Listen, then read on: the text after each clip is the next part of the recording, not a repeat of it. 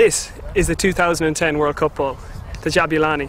This has been the source of much controversy from fans, from pundits, from players, from coaches. They all seem to think there's something wrong with it. We're here today at Garforth Town to see if there's something wrong with the Jabulani, and if there is something wrong with the Jabulani, what it is. To do so, we're going to compare the Jabulani to some landmark World Cup balls from the past, and to help me do that is Carlo Garganese. We'll be testing 4 World Cup balls. The first will be the 1982 Adidas Tango, which is the last ever leather ball to be used in a World Cup. The second ball will be the Adidas Azteca from the 1986 World Cup, which is the first ever synthetic ball to be used in the World Cup. The third will be the 1998 World Cup ball, the Tricolor, which caused a bit of controversy for the amount of swerve that players were able to put on the ball.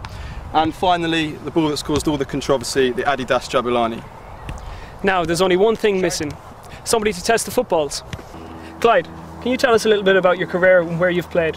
I started my career in Holland, played for Ajax, been through the whole youth system. We had Burkamp, we had Van der Sar, you had Edgar Davids, you had Clarence Seedorf, you had Michael Reiziger, you had the twins De Boer. I played for Groningen, went back to Ajax as a defender, and then went to RKC, Willem II, and then I made the transfer to England. Signed for Leeds United. After Leeds, I went to Huddersfield for 3 years. After that, I went to Preston. After that, I went to Oldham. And I made another move. I went to Portugal, played for Beira-Mar for 2 seasons, came back, played for Darlington 2 seasons. Then after Darlington, I went to Macclesfield. And after Macclesfield, my last club was Brentford in London. So as you can see, Clyde is quite well travelled. He knows a thing or two about the game. He knows a thing or two about the balls that he's been playing with all his career too. So Clyde, will you give us a hand to test the balls? Of course. The first test we're going to do is the free kick test.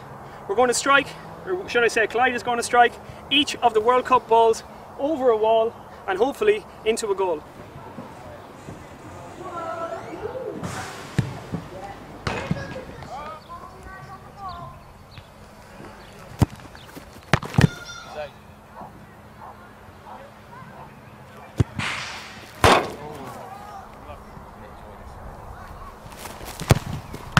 So Clyde, for free kicks, one clear winner?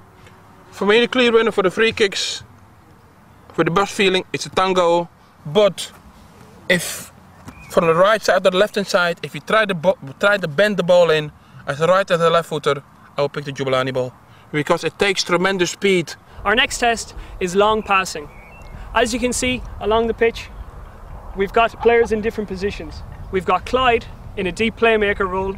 He's going to try and take some through passes. He's going to look for the run of our strikers, and we're going to test the different balls' effect.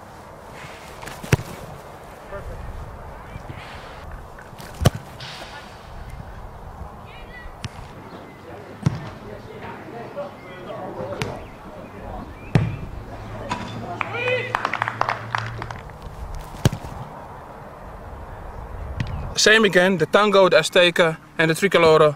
When I try to pass the ball with pace, or straight over, falling or drop ball, I could feel exactly where the ball was going. With the Jabulani, when I try to put pace on it, again, twice the speed. Okay, so one major conclusion you can draw from that is that the Jabulani... It takes speed very, very quick. So Clyde, on the long passes then, was there one clear winner for you? Again, for me, the tango, what I thought, you could feel it very good. For our next test, we're going to examine each ball's suitability for a first touch. So we're going to have some of the guys ping some through balls through to Clyde and see which one he prefers to take his first touch on.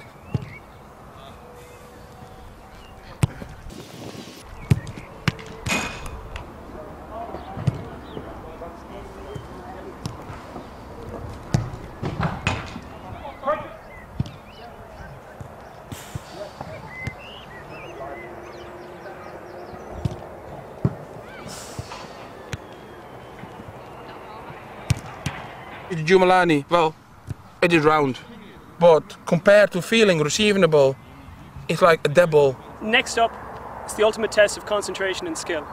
It's the penalty kick. Clyde, do you fancy your chances? Of course. Oh.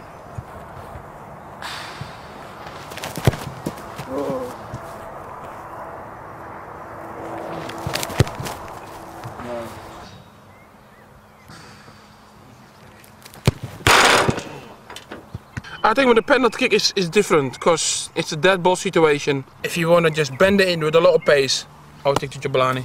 And our final test is going to be crossing. Alex is going to put the ball down the line for Clyde. He's going to cross them in. Who's coming first? Hey!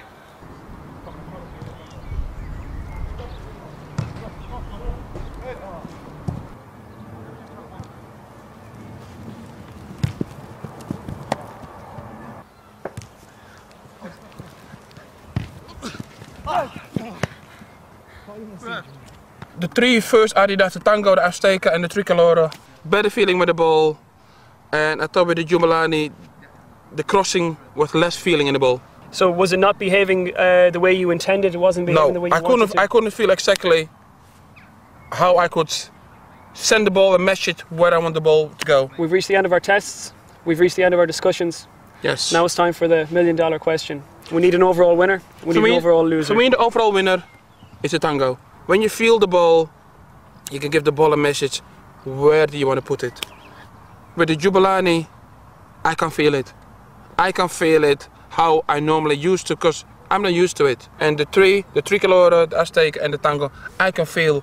I can give the ball a message where I want the ball, with pace, or a drop ball, or a ball with a curve. It is a lot better than the first dribble. With the Jabulani, it is more plastic. More plastic. It takes the rhythm out of the ball. Does that surprise you at all? It doesn't surprise me at all, to be honest with you. The Jabulani and the lighter balls, or the faster balls in general, over the last 5 to 10 years, have just taken too many beautiful aspects of the game away, like the through pass, like little bits of skill. There's a reason why playmakers are disappearing, and for me, the main reason is the football. Nowadays, the ball almost has to be to feet, because it's off the surface and out. And I think to an extent we learnt that today. So there you have it. The conclusions have been drawn from Garforth Town. Everybody seems to be in agreement. We all think Adidas and FIFA hit their peak around 1982. But the way balls have been developing for World Cups since then, I don't know, maybe it's not too long away until we see this at a World Cup near you.